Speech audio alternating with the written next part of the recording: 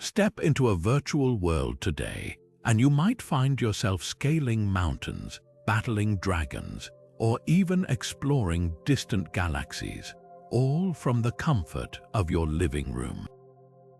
Modern virtual reality lets us slip into alternate dimensions, bending the rules of time and space with the flick of a headset. But what if I told you this idea isn't as new as we think? Picture this: over 3,000 years ago, deep within the shadowed halls of Egypt's grand temples, priests were already mastering their own kind of virtual reality. Only instead of silicon and screens, they used sacred rituals, mind-altering substances, and architecture so precise it could alter human perception. Their goal: to journey through the cosmos, commune with gods, and unlock the secrets of the universe. Long before the word technology even existed, this wasn't just ceremony. It was a meticulously designed system, a spiritual training ground where the boundaries between earth and heaven blurred. Imagine standing in a pitch-black chamber, the air thick with incense as chanting vibrates through your bones.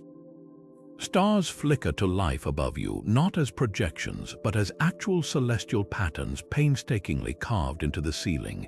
Your mind, guided by rituals passed down for generations, begins to detach from the physical world. In this state, you don't just learn about the cosmos, you experience it. You navigate the Juwat, the Egyptian underworld, face trials alongside gods, and return with wisdom that shapes an entire civilization. This wasn't fantasy. For the priests, it was as real as the ground beneath their feet. So how did they do it? How did ancient priests without a single microchip create experiences so vivid they rivaled our modern simulations? The answers lie in the intersection of science, spirituality, and sheer human ingenuity. From temple layouts that mimicked the night sky to psychoactive plants that unlocked altered states, the priests engineered entire environments to transport the mind. And the most astonishing part, these techniques weren't just for show. They were the backbone of priestly training, a way to prepare for the ultimate journey, the afterlife. Over the next minutes, we'll uncover how these ancient masters of consciousness turned stone and ritual into the world's first virtual reality. You'll see how their methods mirrored modern neuroscience, how their temples functioned as cosmic simulators, and why their discoveries might still hold secrets we're only beginning to understand. This isn't just history, it's a glimpse into the untapped potential of the human mind, and a reminder that the past might be far more advanced than we ever imagined. To understand how Egyptian priests became the architects of history's first virtual reality, we need to step into their world, a world where the line between human and divine was paper-thin. These weren't just religious figures, they were the scientists, scholars, and gatekeepers of cosmic secrets. In ancient Egypt, priests held a role unlike any other. They were the bridge between the people and the gods, the interpreters of celestial patterns, and the guardians of rituals so potent they could quite literally alter perception. Imagine a society where every flood of the Nile, every eclipse, every whisper of the wind was seen as a message from the gods. The priests were the ones who decoded these messages. They spent decades mastering astronomy, medicine, and sacred geometry, all while maintaining rituals believed to keep the universe in balance. Their training was grueling, often beginning in childhood, and it wasn't just about memorizing prayers. It was about reshaping the mind itself. They learned to enter trances, to navigate visions, and to return with knowledge that shaped pharaohs' decisions and guided entire civilizations. But why were they the chosen ones? Unlike warriors or farmers, priests lived in a realm between worlds. Temples weren't just buildings, they were portals designed with mathematical precision to align with stars, solstices, and even the Juwat, the Egyptian underworld. The priesthood was a bloodline of initiates, each generation refining techniques to transcend the physical. They used everything from rhythmic chanting to carefully measured doses of psychoactive plants, all in service of one goal: to experience the divine directly. This wasn't mysticism for its own sake. The priest's visions had real-world consequences. A pharaoh's legitimacy, the timing of harvests, even the design of pyramids, all were influenced by what these spiritual travelers brought back from their cosmic journeys. And because they were the only ones trained to navigate these altered states safely, they held unparalleled authority. To the average Egyptian, priests weren't just holy men. They were living conduits to the gods, the only humans who could walk among the stars and return to tell the tale. Their methods might seem alien to us now, but think of it like this. If modern VR engineers use headsets and haptic feedback to simulate other worlds, the priests used architecture, chemistry, and psychology. The columns of their temples weren't just stone, they were controllers. The incense wasn't just fragrance, it was a carefully calibrated tool to shift consciousness. And the rituals, those were the original user manuals guiding initiates through realms most people would only see in death. This wasn't superstition. It was a highly advanced system, one that turned temples into the world's first immersive training grounds for the soul. Cosmic training in ancient Egypt wasn't about stargazing or memorizing constellations. It was an intense, transformative discipline designed to hack the human mind. At its core, it was the art of journeying beyond the physical world, mastering the invisible pathways between Earth and the divine. Picture an ancient astronaut program, but instead of rockets, priests used rituals, sacred geometry, and altered states of consciousness to explore realms modern science is only beginning to map. For the Egyptians, the cosmos wasn't a distant void. It was a living, breathing entity layered with unseen worlds. The Duat, their underworld, wasn't just a mythic afterlife. It was a navigable dimension, a training ground where priests learned to interact with gods, decode celestial messages, and return with actionable knowledge. This training served two profound purposes: spiritual enlightenment and earthly governance. On one level, it was about personal transformation, purifying the soul to stand before deities like Osiris or Thoth without crumbling under their presence. On another, it was shockingly practical. A priest who could read the heavens dictated when to plant crops, how to heal the sick, and even advised pharaohs on matters of war and diplomacy. Their visions weren't metaphors, they were data. The process itself was meticulous, blending science and mysticism in ways that still baffle historians. Initiates underwent years of preparation, fasting, chanting, and studying sacred texts to rewire their perception. Temples acted as simulators, their layouts mirroring the night sky. The ceiling of Dendra's temple, for example, wasn't just decorative. It was a functional star map with constellations aligned to specific rituals. Priests would lie beneath it, enter trance states, and practice soul navigation, learning to traverse these cosmic corridors until the routes became as familiar as physical roads. But the real genius lay in their use of neurochemistry. Incense like Kaifi, a blend of juniper, honey, and wine, wasn't just aromatic. Modern studies suggest its ingredients could induce mild psychoactive effects, sharpening focus and lowering inhibitions. Combined with rhythmic drumming, flickering oil lamps, and precise chanting, these methods created a sensory overload that catapulted the mind into hyper-awareness. It was a controlled unraveling of reality, a way to step outside the body without losing connection to it. This wasn't blind faith. The priests documented their techniques with the precision of lab manuals.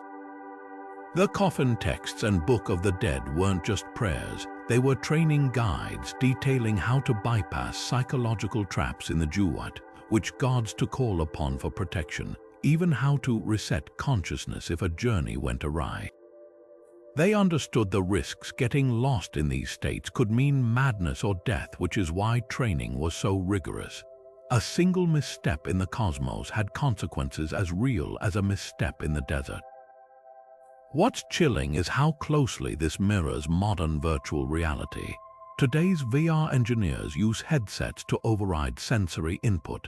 The priests used architecture and chemistry to achieve the same end. Both systems rely on controlled environments to teach the mind new rules. Both demand training to navigate safely. The key difference: while we simulate worlds for entertainment or education, the Egyptians believed their cosmic training was survival for the individual and the civilization. Mastery of these realms ensured order, or mat, the delicate balance holding chaos at bay. A priest wasn't just a traveler, he was a mechanic of the universe, fine-tuning reality itself. The temples of ancient Egypt weren't just places of worship, they were meticulously designed portals built to blur the boundary between Earth and cosmos.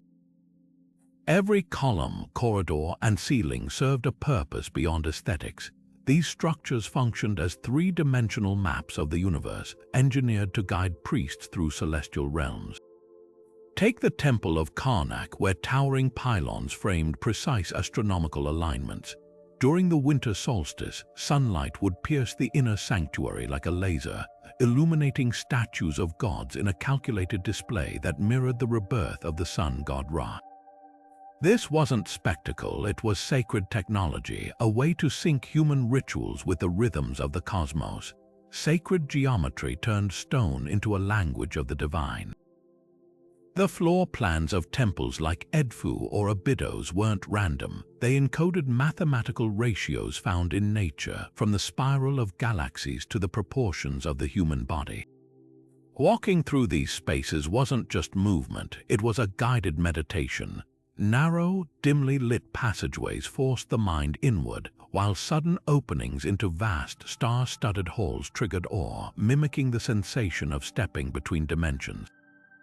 Even the choice of materials held meaning. Polished limestone walls reflected flickering torchlight in endless repetitions, creating the illusion of infinite space, a visual trick that dissolved the priest's sense of physical limits. The ceilings were perhaps the most extraordinary feature. At Dendera, the famous zodiac ceiling wasn't merely decorative. Each constellation was positioned with astronomical accuracy, serving as a training map for initiates. Priests would lie beneath it during rituals, their gaze fixed on the carved stars while chanting vibrated through their bodies. The combination of visual and auditory stimuli studies now show could induce a trance state, making the ceiling appear to rotate. In that altered state, a priest didn't just see the cosmos, they moved through it, learning to navigate by celestial markers as real to them as street signs are to us. Water played a surprising role in this cosmic simulation. Beneath many temples, underground chambers filled with reflective pools acted as star mirrors. When priests gazed into these waters during night rituals, the rippling surface transformed candlelight into shimmering constellations, replicating the night sky's movement. This wasn't poetic coincidence. Texts describe these pools as gateways to the Jewat, where the reflection became a literal portal, a concept eerily similar to modern VR's use of reflective surfaces to create depth perception. Perhaps the most ingenious element was sound. Temple walls were often lined with resonating chambers or built from specific stones that amplified chanting at certain frequencies. Recent acoustic studies at the Great Pyramid reveal that these frequencies around 110 Hz can alter brainwave patterns, quieting the logical mind and heightening intuitive awareness. For priests, this wasn't just background noise, it was the soundtrack of cosmic travel, vibrating through their bones until the very air seemed charged with divinity. What's astonishing is how these techniques parallel modern simulation design. Today's VR engineers use frame rates, spatial audio, and haptic feedback to trick the brain into accepting virtual worlds. The Egyptians achieved similar immersion without electricity, using alignment, chemistry, and neuroscience encoded into stone. Their temples weren't just buildings, they were the original virtual reality headsets, crafted to launch human consciousness into realms beyond sight and touch. And unlike our digital worlds, which reset when the headset comes off, their cosmic journeys had consequences that echoed through history, shaping laws, sparking wars, and determining the fate of pharaohs. This wasn't architecture, it was alchemy for the soul. Stargazing in ancient Egypt wasn't a passive hobby, it was a high-stakes science woven into the very stones of their temples. The priests didn't just observe the stars, they built monuments that interacted with them, turning architecture into a celestial clockwork. Take the Temple of Amun-Ra at Karnak. Its central axis aligned perfectly with the winter solstice sunrise, flooding the inner sanctuary with light on the shortest day of the year. This wasn't accidental. It was a carefully engineered moment designed to mirror the rebirth of the sun god Ra, a cosmic reset button witnessed by priests in real time. The precision of these alignments still stuns modern astronomers. At Abu Simbel, Ramses II's temple was oriented so that twice a year, on his birthday and coronation day, sunlight would pierce 60 meters of darkness to illuminate statues of him seated beside gods. This wasn't vanity, it was celestial programming, a way to sync earthly power with heavenly cycles. Priests used these events as training milestones, marking when initiates were ready to advance to deeper cosmic journeys. The temples essentially functioned as enormous stone calendars, their corridors and doorways acting as sightlines to track Sirius's heliacal rising or the movements of Orion's belt, events tied to agricultural cycles, divine omens, and even the flooding of the Nile. But the real genius lay in how they weaponized shadows. The obelisks towering over temples weren't just symbols of power, they were sundials on a monumental scale. Their shadows would creep across marked pavements, signaling solstices, equinoxes, and sacred hours for ritual work. During key festivals, priests would stand at specific points where shadows intersected, creating a physical interface between human and cosmic time. Some chambers, like the so-called astronomical ceilings in tombs, were designed so starlight would enter through narrow shafts, projecting constellations onto walls during certain nights. Imagine training in such a space. As the stars moved overhead, their reflections would glide across murals of gods, reinforcing the connection between celestial patterns and mythic narratives. The priests took this further by embedding star lore into initiation rites. In the Osirian at Abydos, candidates would descend into underground chambers where water reflected the night sky above. There, they'd recite texts describing the iron bones of heaven, Egypt's term for the circumpolar stars that never set.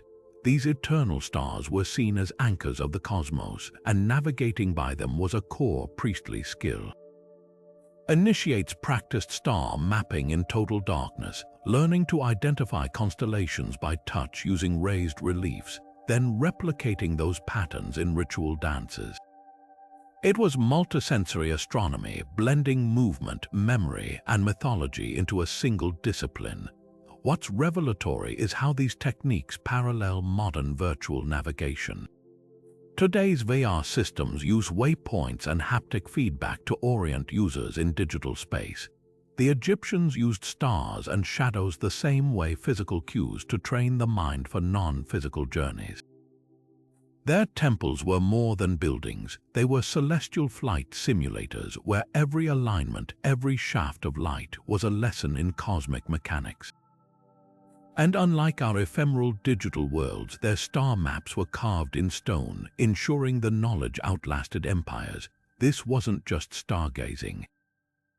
It was reality hacking on a civilization scale. Imagine slipping on a VR headset today. The moment the screen lights up, your brain accepts this new reality as truth.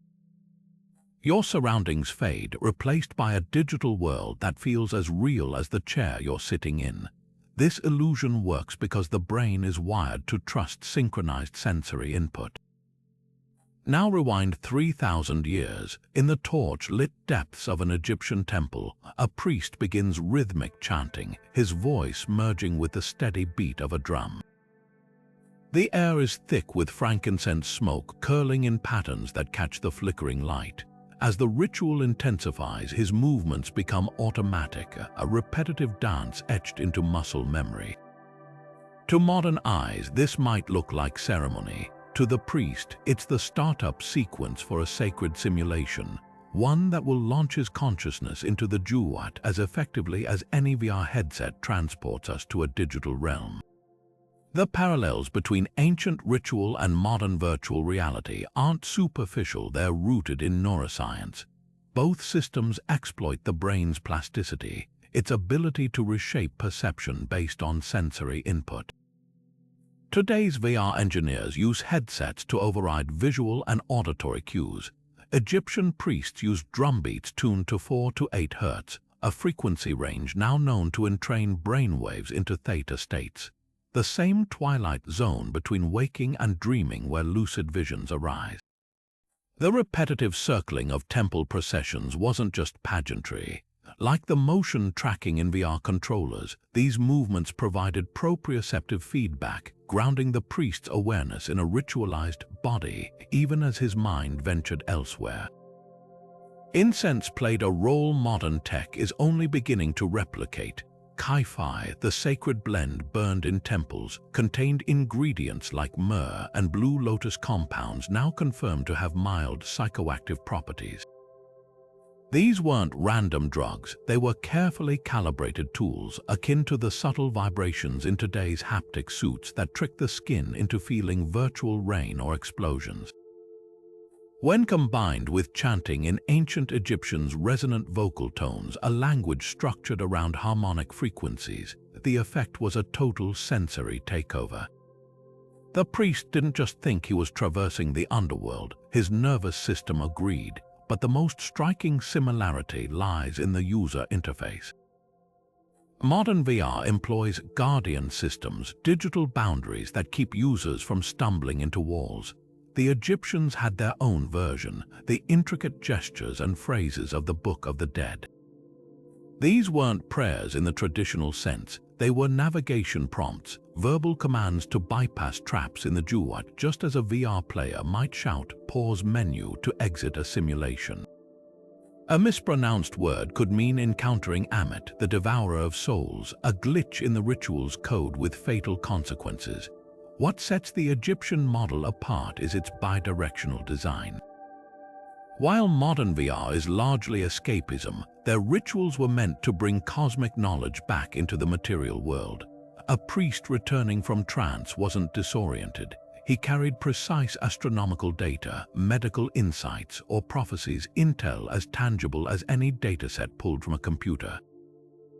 The temples themselves acted as servers, storing these downloads in hieroglyphic cartouches and star maps for future initiates to access. This raises a provocative question. If our VR headsets could do more than entertain, if they could train surgeons, enhance memory, or unlock dormant mental capacities as effectively as the priest's rituals did, how different would our technology look?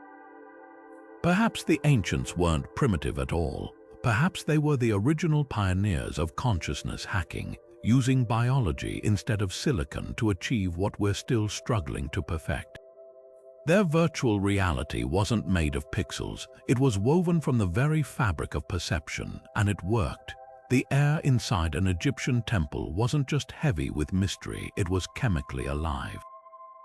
Among the swirling smoke of sacred incense, priests may have harnessed nature's own neurochemistry to unlock doors of perception modern science is only beginning to understand. Take Chi-Fi, the most revered temple fragrance recorded in hieroglyphs as the sweat of the gods. This wasn't ordinary perfume. Ancient recipes describe a complex blend of 16 ingredients: honeyed wine, raisins, juniper berries, and resins like frankincense fermented for days under ritual conditions. When burned, these compounds released vapors now known to interact with brain receptors. Myrrh, one key component, contains molecules similar to modern antidepressants, while blue lotus petals harbor apomorphine, a compound that sharpens visual perception. The effect wasn't accidental. These were precision tools as deliberately engineered as the temple walls that trapped their vapors in enclosed sanctums. But Chi-Fi was just the beginning. In the embalming workshops of Saqqara, priests handled plants like mandrake and henbane species packed with scopolamine and atropine, alkaloids that induce vivid hallucinations. While these were deadly in large doses, trace amounts carefully administered could produce out-of-body experiences mirroring near-death phenomena. Wall carvings in the Temple of Hathor depict priestesses offering ceremonial goblets alongside unmistakable images of psychedelic mushrooms. Recent chemical analysis of Coptic Christian-era mummy hair descendants of these traditions revealed traces of ergot, a fungus containing precursors to LSD. The implications are staggering. Egypt's priests may have maintained a secret pharmacopoeia, using microdoses to calibrate spiritual journeys with the precision of modern anesthesia. The rituals themselves suggest deep understanding of psychopharmacology. Before entering the inner sanctum, priests underwent days of fasting and purification, a process modern researchers recognize as potentiating psychedelic effects by lowering blood sugar and thinning the blood-brain barrier. Chanting served a dual purpose. Rhythmic vibration helped metabolize compounds more efficiently, while specific vowel sounds, like the sacred R tone, resonated at frequencies shown to enhance trance states. Even the temple architecture played a role. Narrow ventilation shafts directed smoke into concentrated zones, creating dose-controlled environments where initiates could progress from mild awareness shifts to full visionary states as they moved deeper into the sacred space. Perhaps most remarkably, these methods weren't haphazard explorations. They followed strict protocols recorded in medical papyri. The Ebers papyrus details dosages for dream plants measured against the weight of a Theban coin, while temple murals show priests holding what appear to be standardized measuring rods beside botanical offerings. This wasn't shamanic guesswork, it was sacramental chemistry, refined over centuries into a reproducible technology of transcendence. The priests essentially functioned as the first neuroengineers, mapping altered states with the same rigor astronomers charted the stars. The enduring question isn't whether these substances worked. Modern pharmacology confirms they do, but how the Egyptians discovered such sophisticated applications without labs or clinical trials. The answer may lie in their unparalleled observation skills. Just as they noticed Sirius's rising predicted Nile floods, they could have tracked how certain plants affected consciousness during specific celestial alignments. A priest consuming blue lotus during Orion's zenith might experience vastly different effects than during Saturn's transit, knowledge encoded in temple rituals timed to planetary hours. This created a feedback loop where cosmic events, biochemistry, and architecture worked in concert to produce reliable visionary states. Critically, this wasn't recreational intoxication. The substances served as training wheels for consciousness, a means to simulate the soul's journey through the duat before the ultimate test of death. Just as astronauts train in zero-gravity simulators, initiates use these controlled altered states to practice navigating the afterlife's challenges. The Book of the Dead reads differently through this lens. Its warnings about demons who multiply words resemble modern trip reports of linguistic overload during psychedelic experiences, while its instructions for reassembling one's limbs mirror the body dissolution common in high-dose journeys. These texts may be the world's first trip guides, not metaphors, but literal survival manuals for extreme states of consciousness. The legacy of these practices echoes in unexpected places. Modern studies show that psilocybin mushrooms, close relatives of ergot, can induce near-death-like experiences with lasting reductions in death anxiety. fMRI scans of meditating monks reveal brain patterns startlingly similar to those under the influence of psychedelics. This suggests the Egyptian priests may have stumbled upon what scientists now call neurotheology, the biological basis of spiritual experience. Their sacred substances weren't just chemistry sets, they were keys to unlocking innate human capacities, a technology of transcendence encoded in our very DNA. While our VR headsets manipulate external stimuli, their methods went straight to the source, rewiring perception from the inside out. In that dim temple light, breathing the god's sweat, an initiate didn't need a headset to visit other worlds. He became one, The Book of the Dead wasn't just a collection of spells, it was the ultimate how-to manual for navigating the afterlife, a step-by-step guide so precise it could rival modern VR tutorials. Imagine booting up a game for the first time, and instead of fumbling through controls, you're handed a detailed walkthrough. Press this button to jump, follow this path to avoid enemies, recite this phrase to unlock the next level. That's essentially what the Book of the Dead provided for ancient Egyptian priests and the deceased. Each incantation, each illustration, was a coded instruction designed to maneuver through the Juwat's treacherous landscape like a seasoned player. Take the famous weighing of the heart scene depicted in nearly every copy of the text. On the surface, it's a moral test, the deceased's heart balanced against the feather of Maat, goddess of truth. But look closer, and it reveals itself as a meticulously designed checkpoint. The book doesn't just describe the scene, it gives exact dialogue to recite when standing before Osiris, warnings about deceptive gatekeepers, even tips for calming a restless heart should the scales tip unfavorably. These weren't vague spiritual suggestions, they were conditional commands. If X happens, say Y, mirroring the logic trees in modern programming or interactive storytelling. A priest wasn't just praying, he was executing a script, inputting the right lines to progress to the next stage. The text structure reinforces this analogy. Chapters aren't ordered randomly but follow the soul's journey like levels in a game. Spell for not dying a second death comes early, acting as a basic survival tutorial. Later sections, like Spell for transforming into a swallow, unlock advanced abilities, allowing the soul to bypass obstacles by shape-shifting, an ancient version of gaining double jump or flight mechanics halfway through a VR experience. Even the illustrations functioned as visual cues, with hieroglyphs positioned like in-game waypoints. A falcon perched atop a standard didn't just symbolize Horus, it marked a safe zone, a place to regroup before the next challenge. What's startling is how interactive the process was. Modern VR relies on controllers to manipulate virtual environments. The Book of the Dead used speech and gesture as input devices. Specific spells had to be recited at exact moments too early, and they'd fizzle too late, and the soul might miss a critical transition. Physical actions mattered too. One spell instructs the deceased to touch their mouth to a golden falcon's beak to activate speech in the afterlife, a ritualized version of calibrating a microphone in a digital headset.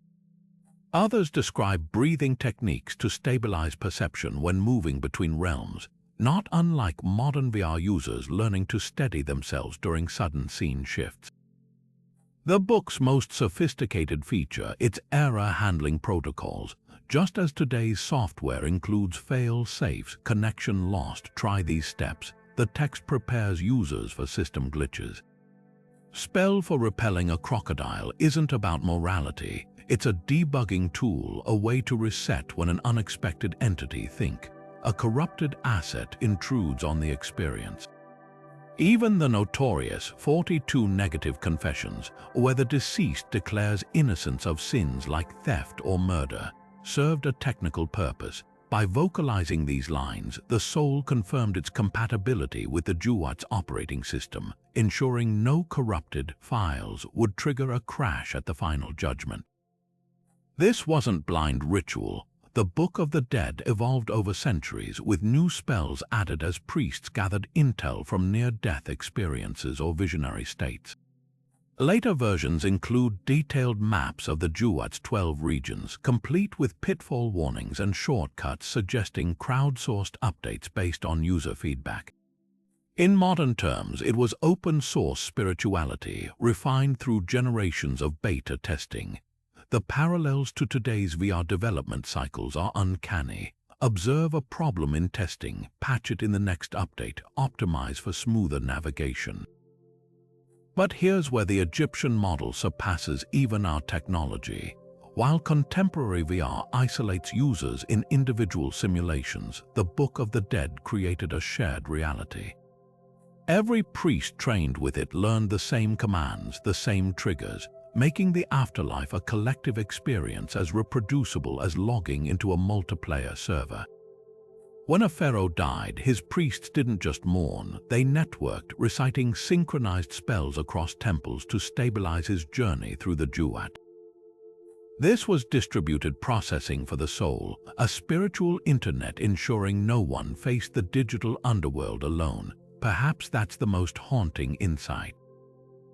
We think of ancient rituals as primitive attempts to explain the unknown, but with the Book of the Dead, we're looking at something far more deliberate, a working system honed over millennia for hacking the boundaries of consciousness. Its creators didn't have silicon or screens, but they understood something we're still grappling with. That reality, virtual or otherwise, is just a set of rules waiting to be learned, manipulated, and ultimately mastered. Beneath the grand temples of Egypt lay another world entirely dark, silent, and deliberately hidden from the uninitiated. The Serapeum of Saqqara, a labyrinth of underground tunnels lined with towering granite sarcophagi, wasn't just a burial site for sacred bulls. It was a meticulously engineered environment, a sensory void where priests could isolate themselves from the distractions of the physical world and amplify their cosmic journeys. Picture stepping into one of these subterranean chambers. The door seals behind you with a reverberating thud, cutting off all light and sound. The air is still, heavy with the scent of damp stone. Your fingertips trace the polished walls perfectly smooth, offering no visual or tactile reference points. In this absolute darkness, the mind has no choice but to turn inward, and that's precisely where the training began. These chambers weren't merely empty spaces, they were resonance chambers for consciousness. Modern experiments in sensory deprivation tanks show that when external stimuli fade, the brain compensates by generating vivid hallucinations, often described as waking dreams. The Egyptians likely discovered this phenomenon millennia earlier. Without light or sound to anchor them, priests could slip into trance states far deeper than those achieved in torch-lit halls above. The Serapeum's design suggests intentional manipulation of these effects. The sarcophagi, each weighing over 70 tons, were carved from single blocks of granite with lids that fit so precisely they were nearly airtight.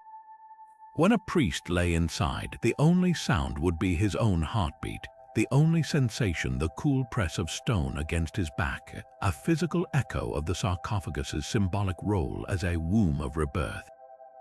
But the real secret lay in the chamber's acoustics. Recent studies reveal that certain frequencies, when played in confined spaces like the Serapeum's tunnels, can induce out-of-body experiences. The low hum of chanting or drumming, faintly audible even through thick stone, would bounce off the walls at wavelengths known to alter brain activity. Combine this with the total visual deprivation, and the effect would be overwhelming.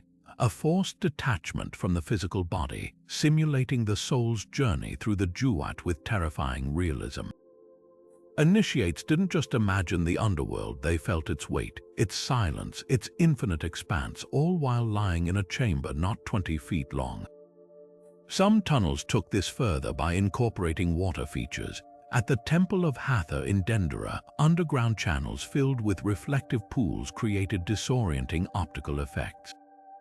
A priest standing waist-deep in these waters would see his own distorted reflection shimmering in the darkness, blending with painted constellations on the ceiling above. This wasn't accidental. The brain, desperate for sensory input, would fuse these fragments into coherent visions, gods emerging from the water, stars descending to meet their earthly counterparts. It was a form of controlled hallucination, turning the chamber into a dynamic canvas where the boundaries between self and cosmos dissolved, the most revealing aspect of these spaces. They weren't permanent tombs. Many show signs of repeated use, scuff marks near entryways, worn grooves where lids were slid back and forth. This suggests they served as training grounds where priests cycled through isolation sessions to build their tolerance for non-physical realms. Like astronauts enduring centrifuges to prepare for G-forces, they subjected themselves to increasing levels of sensory deprivation, learning to navigate the chaos of unbound consciousness without panic. The Book of the Dead hints at this grueling curriculum, warning of the terror of the silent darkness before offering solutions, mantras to recenter the mind, gestures to ground the body. What's chilling is how closely these ancient practices mirror modern techniques for manipulating consciousness.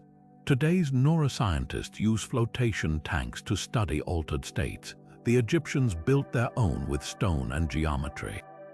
Both methods rely on the same principle: strip away external stimuli and the mind will create its own reality.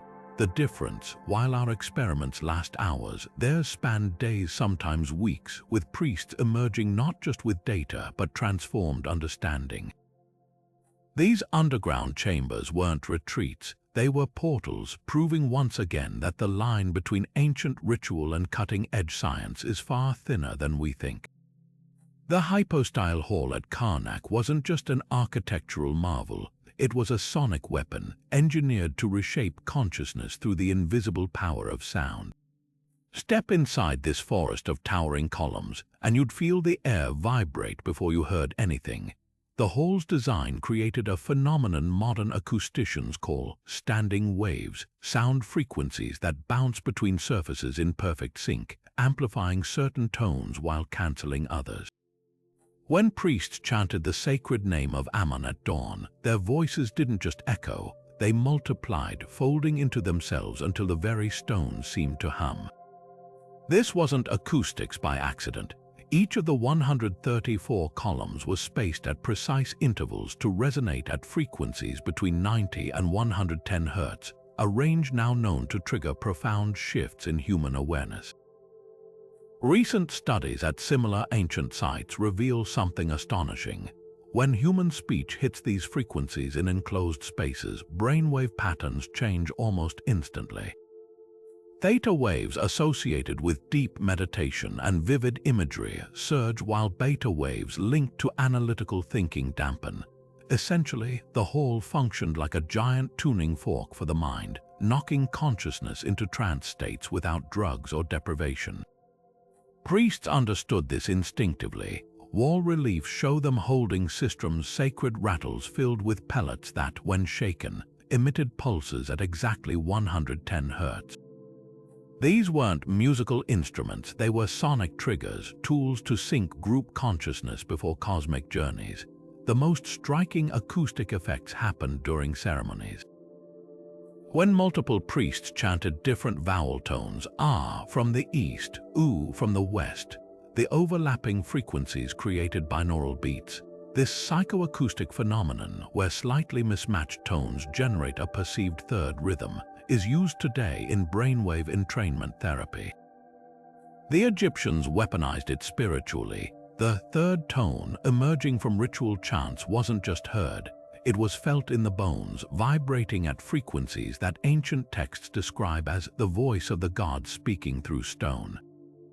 Some chambers took this further with Helmholtz resonators, hidden cavities in walls that amplified specific frequencies when air passed through them. At Edfu Temple, narrow shafts connecting inner sanctuaries to outer courts acted like natural flutes, transforming wind into eerie drones that matched the temple's resonant frequency. Imagine standing in darkness as these tones built around you, pressing against your skull until the boundary between sound and thought dissolved. That's when the training became real. What modern science confirms is how comprehensive this system was. Today's neuroacoustic labs use similar principles with calibrated headphones to treat PTSD or enhance focus. The Egyptians built their lab from limestone and geometry, achieving comparable results millennia earlier. Their temples weren't just places of worship, they were the world's first sound therapy centers, where architecture became the interface between human biology and cosmic consciousness. Becoming an Egyptian priest wasn't a single ceremony, it was an odyssey of escalating challenges, each designed to push consciousness further beyond ordinary limits. These weren't vague spiritual rites, they were structured like levels in an elite training simulation, complete with unlockable skills, boss battles against inner demons, and checkpoints marking progress toward cosmic mastery. The very first trial, the Purification Labyrinth, new initiates would navigate twisting passageways beneath temples like Edfu, their path lit only by flickering oil lamps. The walls pressed closer with each turn, forcing them to shed preconceptions like excess weight, not just symbolically. Texts describe aspirants fasting for days beforehand, their bodies lightened to heighten sensory acuity. This was VR's tutorial level, teaching initiates to move through confined spaces without panic, a fundamental skill for traversing the Juat's tight corridors later. Graduates of the labyrinth advanced to the Chamber of Echoes, where acoustics transformed simple chants into multidimensional experiences. Here, priests in training learned their first voice commands, specific phrases that, when uttered at certain pitches, triggered harmonic resonance in the chamber. Get it right, and the walls seemed to breathe in response. Get it wrong, and the echoes clashed dissonantly, a visceral feedback system sharper than any modern VR controller vibration. Successful initiates didn't just memorize words, they internalized the physics of sacred sound, discovering how to debug flawed rituals by adjusting tone or tempo. Temple reliefs depict this stage with scribes holding notched rods, ancient tuning forks, to measure vocal precision. The third level introduced chemical augmentation. After months of preparation, initiates ingested tiny doses of blue lotus elixir in the star gallery of Dendera, lying beneath the zodiac ceiling as the narcotic took effect. This wasn't recreational, it was a controlled stress test for the mind. As constellations overhead appeared to rotate, trainees practiced soul anchoring, reciting star coordinates to avoid disorientation. The Book of the Dead contains chilling warnings about this phase. Beware the swirling sky that eats direction. Modern neurochemistry explains why. Lotus alkaloids disrupt the hippocampus, scrambling spatial memory. Only those who'd mastered the previous levels could reorient themselves using geometry and mantra, turning a potential bad trip into navigable hyperspace. Midway through the curriculum came the ultimate test, the sarcophagus simulation. For 3 days and nights, initiates lay sealed inside granite coffins in the Serapeum, with nothing but a reed tube for air. Total darkness erased all sense of time. The brain, deprived of external input, would hallucinate vividly, projecting fears, memories, and eventually, glimpses of the Juat. Surviving this stage required executing memorized spells flawlessly while mentally besieged.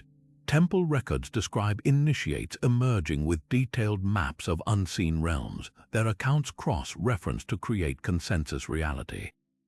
This was no metaphor, it was procedural generation at work, each trainee's mind rendering unique yet consistent visions of the afterlife's architecture. The final initiation played out in the hypostyle hall's sonic arena. Here, senior priests surrounded the candidate, chanting at dissonant frequencies while the initiate performed the ritual of parts, reassembling a dismembered statue while verbal assaults tried to fracture concentration. Succeed, and the statue became whole, symbolizing mastery over fragmentation in the Juat. Fail, and the psychological shattering could leave permanent scars. This wasn't cruelty, it was stress inoculation. Just as astronauts train in centrifuges to withstand G-forces, priests conditioned their minds to endure the disorienting transitions between worlds. What's revolutionary is how closely this multi-stage system mirrors modern VR certification programs. Today's pilots log flight hours in progressively complex simulations before touching real controls. Egyptian priests followed the same principle, their flight hours measured in ritual repetitions until navigation of non-physical realms became as reliable as walking. The temples even had their own version of a debrief room, the House of Life, where initiates analyzed their experiences alongside mentors, comparing visions and refining techniques. This wasn't mysticism. It was the world's first documented protocol for reliably inducing and managing altered states, a curriculum so effective its graduates shaped history for millennia. Their training manuals weren't just spiritual texts, they were the first known guides to hacking human perception written in stone, smoke, and sound. The Great Sphinx doesn't just guard the Giza Plateau, it may have been the ultimate reality calibration device, a stone sentinel designed to tune human consciousness to cosmic frequencies. Those weathered paws aren't simply resting on sand, they anchor a precise alignment system with the Sphinx's gaze locked onto the horizon point where the sun rises during the spring equinox.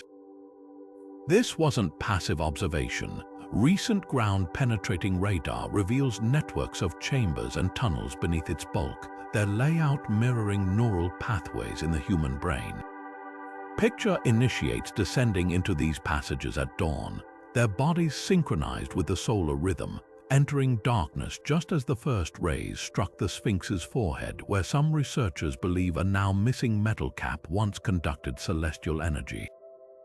The pyramids take this concept even further. Most people see them as tombs, but their real function might resemble something closer to a cosmic antenna array.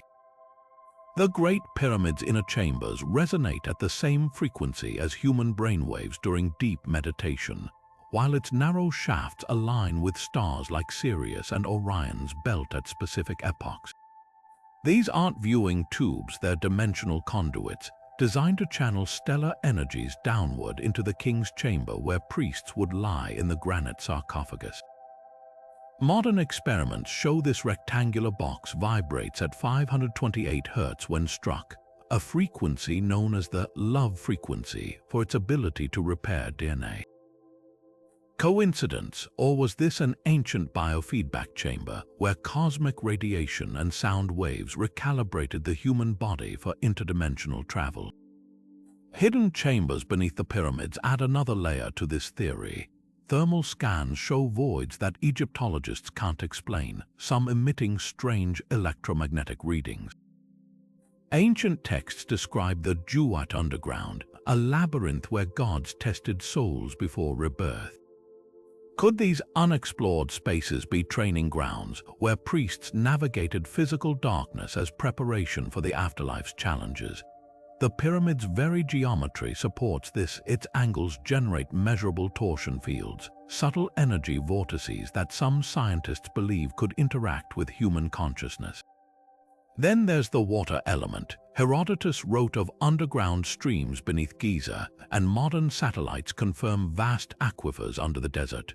When piezoelectric limestone pyramid blocks interact with flowing water, they create electromagnetic fields, the same kind of fields neuroscientists use today to enhance learning and memory.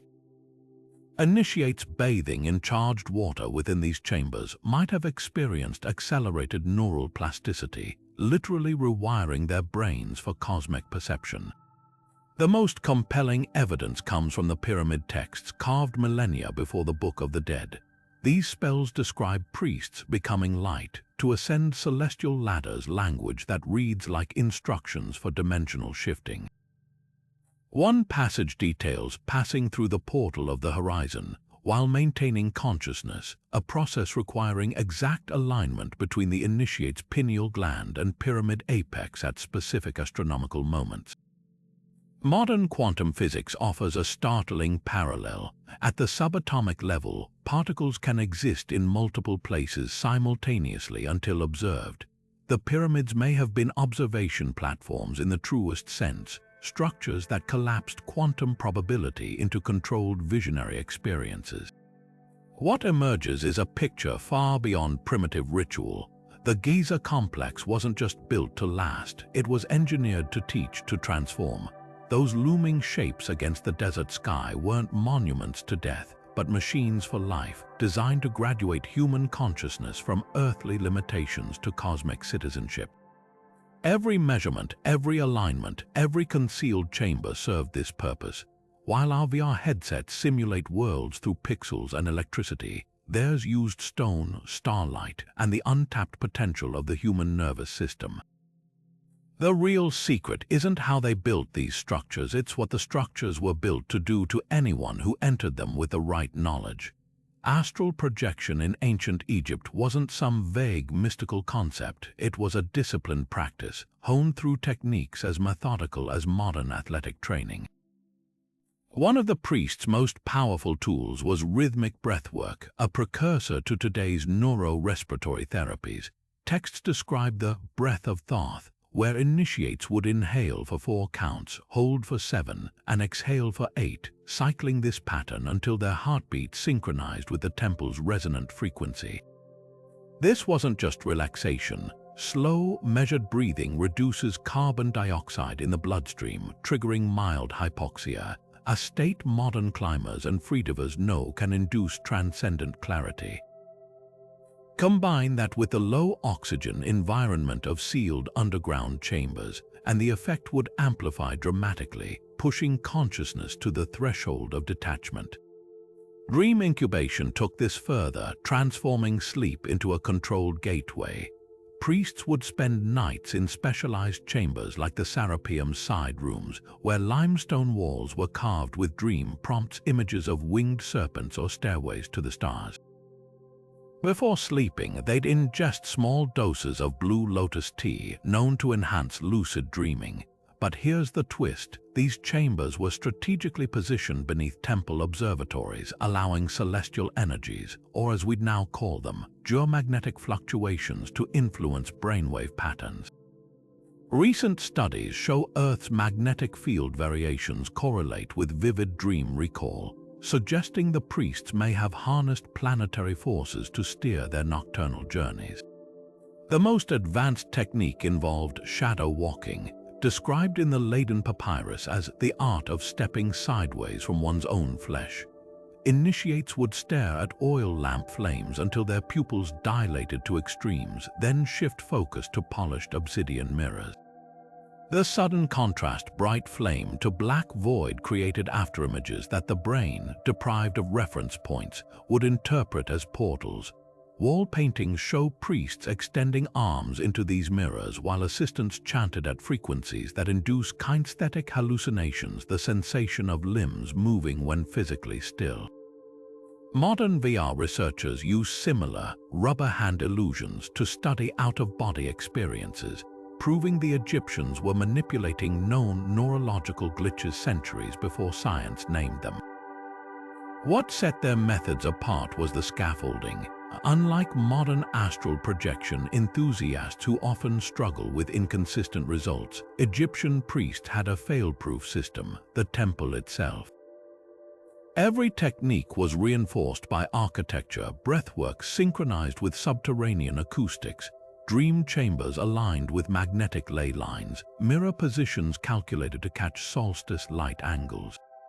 This wasn't guesswork, it was a reproducible technology of transcendence, turning sporadic psychic phenomena into trainable skills. When a priest finally achieved projection, it wasn't accidental. It was the culmination of a curriculum older than the pyramids, one that treated the soul not as a mystery but as the ultimate navigable frontier.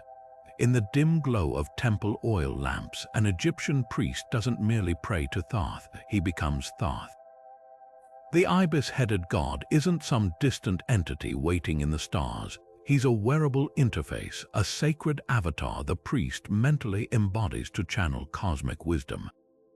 This wasn't metaphor. Ancient texts describe initiates taking the form of deities through precise combinations of posture, chant, and visualization, a process closer to modern VR avatar embodiment than abstract worship. When a priest draped himself in leopard skins and raised the scepter, he wasn't just honoring Osiris, he was booting up a divine operating system, his movements and words overwriting his mortal identity with God code refined over centuries.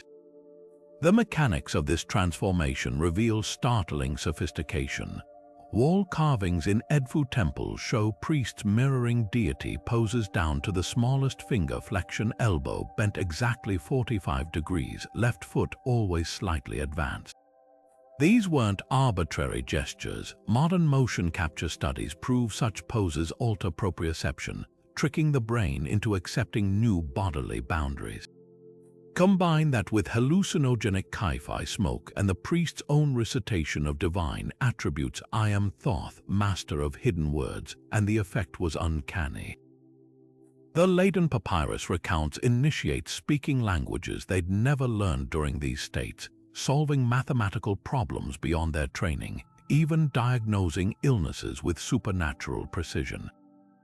The gods, it seems, weren't just spiritual concepts, they were executable programs stored in temple ritualware. Osiris functioned as the ultimate training avatar for death transcendence. Priests would reenact his dismemberment and resurrection through days-long rituals, using weighted shrouds to simulate the god's fragmented state before rebooting through ceremonial reunification of limbs. The parallels to modern VR exposure therapy, where patients conquer fears by safely embodying traumatic scenarios, are undeniable, but the Egyptian system went further.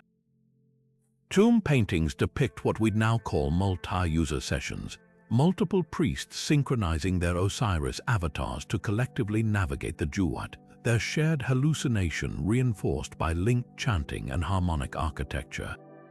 When one faltered, others could stabilize the simulation, an ancient precursor to today's networked virtual environments. Thoth's avatar specialized in information access. Before important decisions, high priests would enter the House of Life library, anoint their tongues with blue lotus tincture, then perform the opening of the mouth ceremony, not on a mummy but on themselves. As the hallucinogen took effect, they'd recite Thoth's 72 secret names while scribes recorded every utterance. The resulting texts often contained advanced astronomical calculations or medical insights impossible for the era's known science. This wasn't passive channeling, it was active login. By aligning their vocal patterns with Thoth's mythic frequency, recorded as 342 beats per chant cycle, matching the human brain's theta-gamma coupling, priests temporarily merged with what Jung would later call the collective unconscious, accessing knowledge pools beyond individual memory. The most compelling evidence comes from the rarely discussed god mirrors of Heliopolis. These polished metal discs, when struck at specific angles by dawn light, projected not reflections but distorted god forms onto temple walls. Initiates would synchronize their breathing to the pulsating images, entering a state modern neurologists call mirror neuron overload.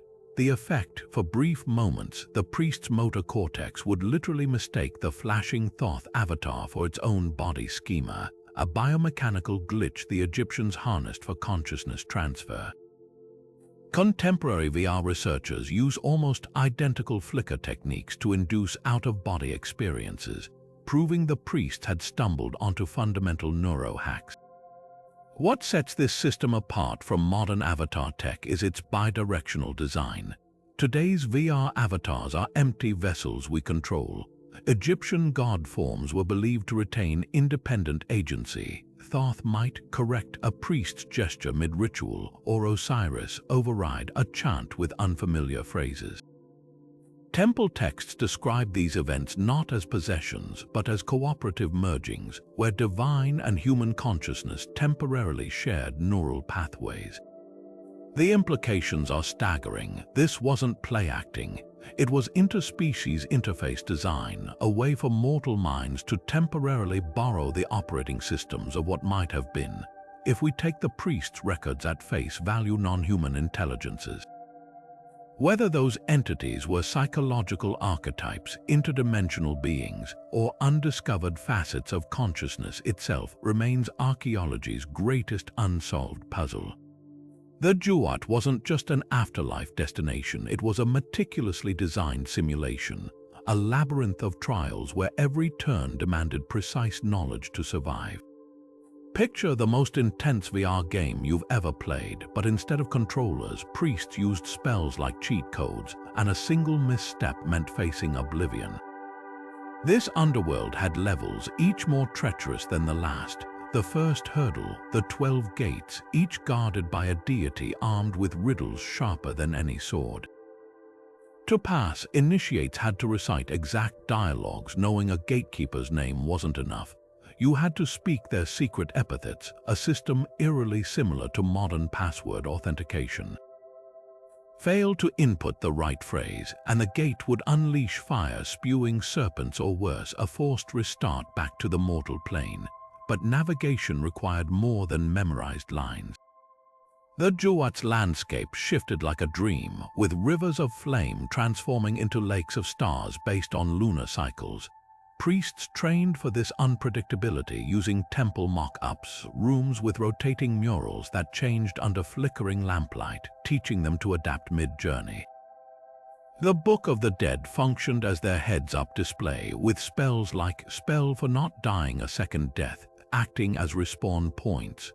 One section even describes avoiding the Sandbank of Confusion, a glitch-like zone where souls spun endlessly until they recited stabilization mantras.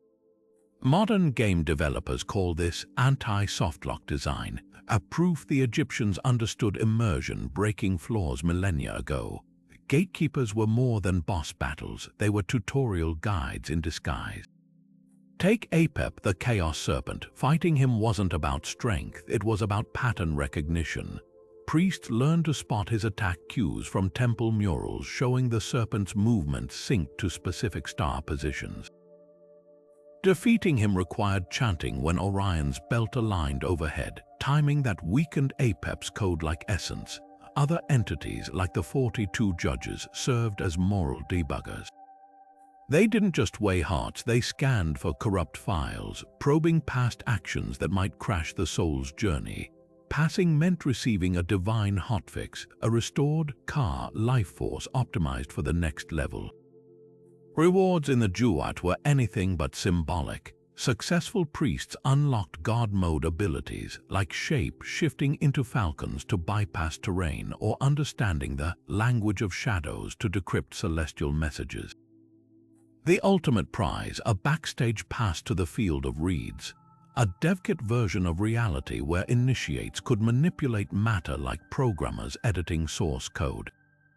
Here, they practiced resurrection protocols by reassembling broken statues, a skill they'd need to reconstruct their own bodies in the afterlife. What's haunting is how cohesive this system was. Modern VR developers spend years building immersive worlds. The Egyptians refined theirs over centuries, with each generation of priests submitting bug reports via oracle stones, clay tablets describing failed Juat journeys. Later initiates studied these like patch notes, learning which spells to nerf or buff. The Juat wasn't myth. It was the world's first roguelike simulation, a permadeath realm where respawning cost you everything. And the priests, they weren't just players, they were the original beta testers of consciousness itself. In the palm of an Egyptian priest, the Ankh wasn't just a symbol of eternal life, it was the ultimate joystick for navigating cosmic realms. Think about how a modern VR controller vibrates to signal boundary warnings or haptic feedback.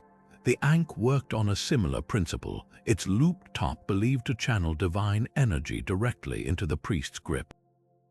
Wall carvings at Abydos show initiates holding it upright during rituals, fingertips pressed against specific hieroglyphs etched into the crossbar. These weren't decorative, they were tactile triggers, much like the buttons on an Oculus Touch. Press the correct sequence, and according to the coffin text, the Ankh would open the mouth of the sky, syncing the wielder's consciousness with celestial currents. Then there was the scepter, a forked staff resembling a stylized animal's head. Modern motion controllers track hand movements in three-dimensional space. The scepter did something eerily parallel. Temple murals depict priests sweeping it in precise arcs, left to right to activate invisible doorways, or thrusting it downward to stabilize their presence in volatile spirit realms. The Leiden papyrus even describes its prongs emitting a sound beyond hearing when moved correctly, likely a phenomenon we'd now call infrasound frequencies below 20 Hz known to induce trance states. This wasn't ceremonial theater, it was biomechanical interface design where every gesture translated into cosmic input commands. The Jed pillar takes this analogy further. At first glance, this stacked column looks like a simple emblem of stability, but in ritual context it functioned like a modern VR treadmill, an orientation stabilizer for souls unmoored from physical reality. During the Heb-Sed festival, priests would physically raise wooden jed pillars while initiates meditated, creating a kinetic anchor. The movement of the pillar's segments, often rigged with hidden counterweights, provided proprioceptive feedback, helping journeyers avoid spiritual motion sickness as their consciousness traversed the duat. Like today's VR players clinging to a real-world chair to ground themselves during intense simulations, the Jed gave priests a fixed reference point in shifting spiritual landscapes. Perhaps the most sophisticated tool was the Menat necklace, typically dismissed as mere ornamentation. Its beaded strands hid an ingenious function, a biofeedback device. When worn during rituals, the necklace's weight distribution shifted with the wearer's pulse and breathing. Initiates trained to keep the beads swaying in perfect rhythm. Too fast and you'd lose sync with the celestial server. Too slow and you risk disconnection. The Book of Gates explicitly links this to modern-day loading screens. Let not the Menat grow still, lest darkness swallow the traveler mid-journey. Even the humble sistrum, a rattle adorned with Hatha's face, doubled as an audio controller. Modern VR uses spatial sound to simulate distance and direction. The sistrum's bronze discs emitted frequencies tuned to specific temple chambers.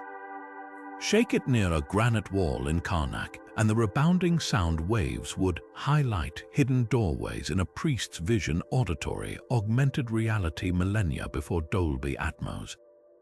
What's revelatory is how these objects formed a cohesive ecosystem. Just as today's VR setups combine headsets, gloves, and treadmills, Egyptian priests wielded tools that interacted seamlessly. The Ankh handled energy flow, there was scepter-managed navigation, the Jed maintained stability, all synchronized through ritual protocols as precise as any software calibration. These weren't magical trinkets, they were the UI elements of an ancient operating system, physical extensions that let human operators manipulate realities our tech is still struggling to replicate. The only real difference, instead of lithium batteries, they ran on something even more potent, the unfathomable depths of trained human consciousness. The Temple of Seti I at Abydos wasn't just a place of worship, it was a dream factory, a carefully engineered space where sleep became a gateway to the divine. Imagine lying down in one of its underground chambers, your body pressed against a stone slab cooled by hidden water channels. The air smells of aged papyrus and the faintest hint of blue lotus oil lingering from earlier rituals. Above you, the ceiling isn't smooth stone but a swirling mosaic of constellations, each star positioned to match the night sky outside. As your eyelids grow heavy, a chorus of whispered hymns drifts from nearby alcoves, their rhythms syncing with your breath. This wasn't just sleeping, it was booting up an ancient dream server where every element from temperature to sound was calibrated to guide your consciousness into realms most people only glimpsed in death. At the heart of this system lay the dream stele, a carved stone slab where pilgrims etched their requests before sleeping. Some sought healing, others asked for visions of lost loved ones or guidance from gods. But priests, their goals were more profound. They trained here to navigate the duat in their sleep, using dreams as a safe sandbox for afterlife exploration. The process was shockingly methodical. Days before entering, initiates followed strict protocols fasting to heighten sensory awareness, memorizing dream maps of the underworld, even anointing their foreheads with a paste of ground malachite, a copper mineral now known to enhance neural conductivity. When they finally lay down, they weren't passive dreamers, they were astronauts strapping into a celestial simulator. The temple's design amplified every nuance of the experience. Narrow ventilation shafts funneled night air at precise temperatures to induce hypnagogia, that twilight state between waking and sleep where visions flourish. Walls angled at 11 degrees created infrasound reverberations from distant Nile winds, vibrations that subtly altered brainwave patterns. Even the sleeping slabs were engineered. Made of magnetite-rich basalt, these dream beds may have interacted with Earth's magnetic field, a phenomenon modern researchers link to vivid, lucid dreaming.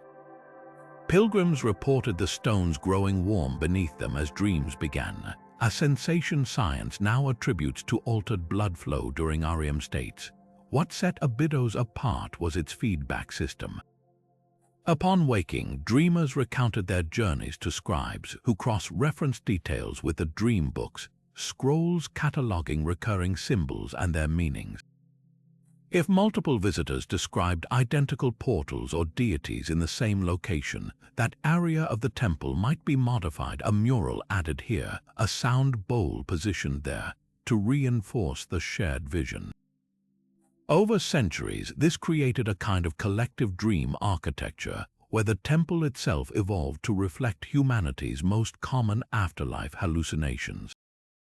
Modern VR developers use similar iterative design, tweaking virtual environments based on user feedback. The Egyptians were doing it with stone and sleep. The most striking parallel lies in the temple's dream resurrection rituals. After 3 nights of incubation, priests would reenact Osiris's rebirth, not as theater but as neural reprogramming. Wrapped in weighted linens to simulate the god's mummification, then abruptly freed, they triggered a surge of proprioceptive shock. Combined with sensory deprivation and the lingering effects of dream herbs, this created a controlled dissociative episode. Wall texts describe initiates momentarily losing all memory of their earthly lives, only to wake into their dream personas, proof the temple didn't just show them the afterlife. It temporarily relocated them there. Today, neuroscientists are rediscovering what these priests perfected. Studies at Harvard's Dream Lab confirm that targeted sound frequencies during sleep can increase lucid dream likelihood by 70%. Magnetic stimulation of the temporal lobe induces out-of-body experiences nearly identical to those described in Seti's temple records. Even the blue lotus oil, long dismissed as mere perfume, contains apomorphine, a compound modern psychiatrists use to enhance dream recall. The genius of Abydos wasn't its mysticism, it was its practicality. Every pillar, every chant, every drop of oil served a measurable function in the delicate art of consciousness hacking. What's humbling is how little our tools have changed. Swap the stone slab for a memory foam mattress, the dream steel for a sleep tracking app, and the whispering priests for binaural beats playing through headphones. The core technology remains the same. We've just traded sacred geometry for microchips. Perhaps that's the real revelation. The ancient world didn't lack sophistication. It simply encoded its wisdom in a language we're only now beginning to decipher, not in lines of code, but in the very stones that still stand beneath the desert sun. The opening of the mouth ceremony wasn't just a symbolic gesture. It was the ancient equivalent of hard resetting a malfunctioning device. A precise ritual designed to recalibrate a priest's spiritual senses for cosmic exploration. Picture this: a high priest stands before a statue or mummy, holding a ceremonial adze, a blade-shaped tool forged from meteoric iron. As he touches the tool to the statue's lips, the room erupts with chanting at a frequency modern studies show activates the brain's visual cortex.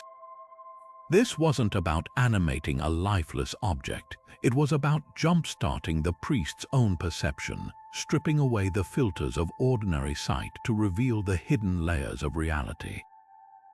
The ritual steps read like a technical manual for consciousness expansion. First came the purification with natron salt, a substance now known to alter the skin's electrical conductivity, heightening sensitivity to subtle energies. Next, the priest inhaled a blend of frankincense and myrrh smoke, triggering a neurochemical cascade that sharpened focus while dulling distractions, ancient biohacking at its finest. Then came the adze touch, always on the mouth, never the eyes. Why? Because the Egyptians understood perception as a full-body phenomenon. The mouth wasn't just for speech, it was the gateway for the ka, the life force that fueled spiritual vision. Activating it was like flipping a switch in the brain's default mode network, shifting awareness from physical to non-physical inputs. But the true genius lay in the ceremony's multisensory overload.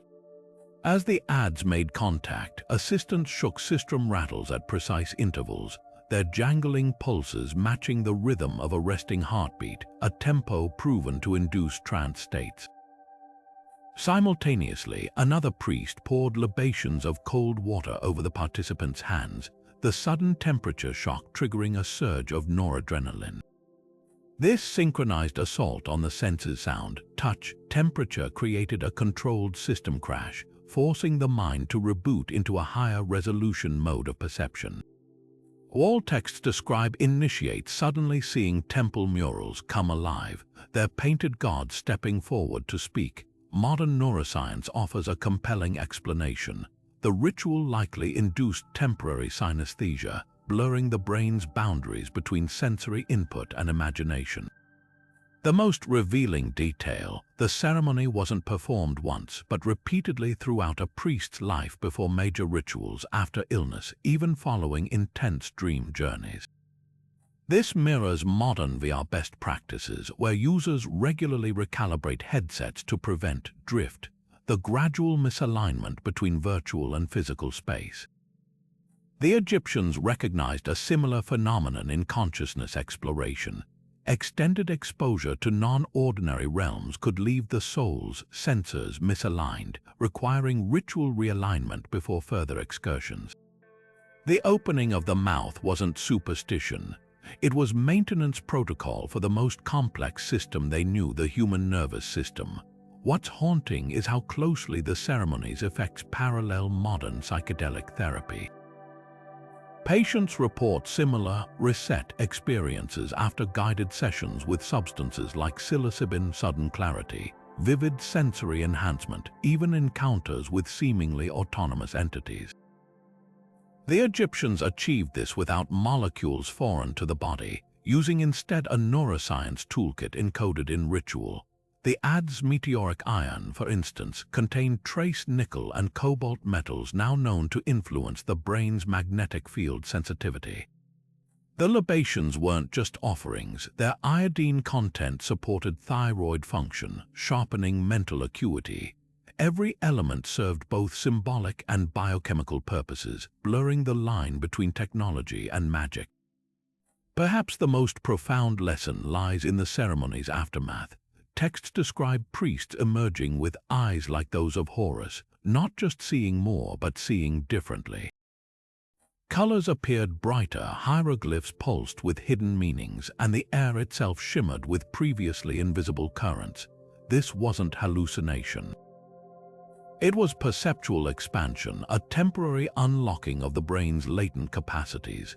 In our terms, they'd switched from standard definition to 8-dimensional reality. The opening of the mouth didn't create illusions. It removed barriers, revealing a cosmos that had been there all along, waiting to be perceived. A single hieroglyph carved into a temple wall wasn't just a letter, it was a portal. The Egyptians didn't merely write with these symbols, they programmed reality with them, embedding layers of meaning that could unlock visionary states when decoded properly.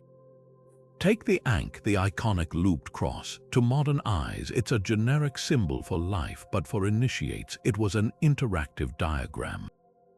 Staring at its curves while chanting specific vowels would flicker the eyes between light and shadow, creating afterimages that overlapped into 3-dimensional shapes, a primitive version of today's autostereograms, where hidden images emerge from patterned repetition. Priests trained for years to activate hieroglyphs this way, using them as optical triggers to bypass ordinary thought and access deeper awareness. Some symbols functioned as cosmic mnemonics. The Djed pillar, often dismissed as a stylized backbone, was actually a 4-dimensional map when viewed through ritual context. Each segment represented a different plane of existence, stacked vertically like floors in a tower. By meditating on one segment while visualizing the others, priests could practice dimensional hopping, a technique shockingly similar to modern memory palace training, where spatial visualization enhances recall. The Book of the Dead even includes instructions for walking the Jed, where initiates would touch each hieroglyphic segment in sequence while humming ascending pitches, creating a sensory ladder to climb between worlds. Then there were the composite glyphs hidden in plain sight. A carving of Ra's solar bark might conceal Thoth's ibis form in its sail's folds, or Hatha's cow ears in the waves beneath it. These weren't artistic flourishes, they were nested triggers, like a modern QR code scanned layer by layer, focusing on different parts of the image would reveal successive insights. The Leiden Papyrus describes priests spending entire lunar cycles studying a single glyph, each night discovering new elements as changing torch angles altered shadows across the carving. The symbols weren't static, they were alive, shifting with the viewer's awareness like a cosmic game of peekaboo. The most powerful glyphs worked as group hallucinations. In Karnak's hypostyle hall, certain ceiling cartouches were positioned where intersecting torchlight would make them appear to hover midair during ceremonies. When dozens of priests chanted in unison, the vibration would cause dust motes to swirl around these floating symbols, creating the illusion of pulsing energy. Modern studies show that synchronized group focus can warp perception, a phenomenon called the Troxler effect, where stared-at images seem to disappear or morph. The Egyptians weaponized this collective neurology, using hieroglyphs as focal points to align dozens of minds into shared visions. What's revolutionary is how they documented these effects. Marginal notes in temple manuscripts note which glyph combinations produced which visions, with warnings like, "Do not pair hawk with crescent moon until fourth initiation," or "Scorpion glyph requires 3 days fasting first." This wasn't superstition, it was empirical research centuries before the scientific method. They'd discovered that symbols could function like chemical compounds, where certain combinations reliably produced specific altered states. A priest reading a text wasn't passively absorbing information. He was conducting a controlled experiment with his own consciousness as the lab. The implications ripple into modern times. Tech companies now study iconic memory, how simple symbols can trigger complex recall. Video games use environmental storytelling, subtle visual cues that build narrative without words. The Egyptians were pioneers of this language, crafting hieroglyphs that worked neurologically, not just linguistically. Their temples weren't just libraries. They were the original virtual reality headsets, where every carved symbol was a button waiting to be pressed, a doorway into realms we're still struggling to map with all our silicon and screens. The moment an Egyptian priest raised his arms to invoke Thoth, something extraordinary happened, not metaphorically but neurologically. This wasn't mere role play. It was a full-bodied consciousness transfer, as if the priest's mind temporarily overwrote its own operating system with divine source code. The Neteru, or gods, weren't distant idols, they were plug-and-play consciousness modules, each containing specific skills, knowledge, and perceptual filters that priests could wear during rituals. Think of it like downloading a VR character skin, but instead of changing your avatar's appearance, you gain the god's memories, instincts, and even sensory abilities. Take the goddess Seshat, keeper of sacred architecture. When priests embodied her during temple foundation rituals, they didn't just pretend to be her, they experienced sudden flashes of geometric insight, effortlessly calculating perfect angles and proportions that would baffle modern engineers. The key, a specific mudra hand gesture where the left palm faced upward to receive her knowledge while the right traced invisible blueprints in the air.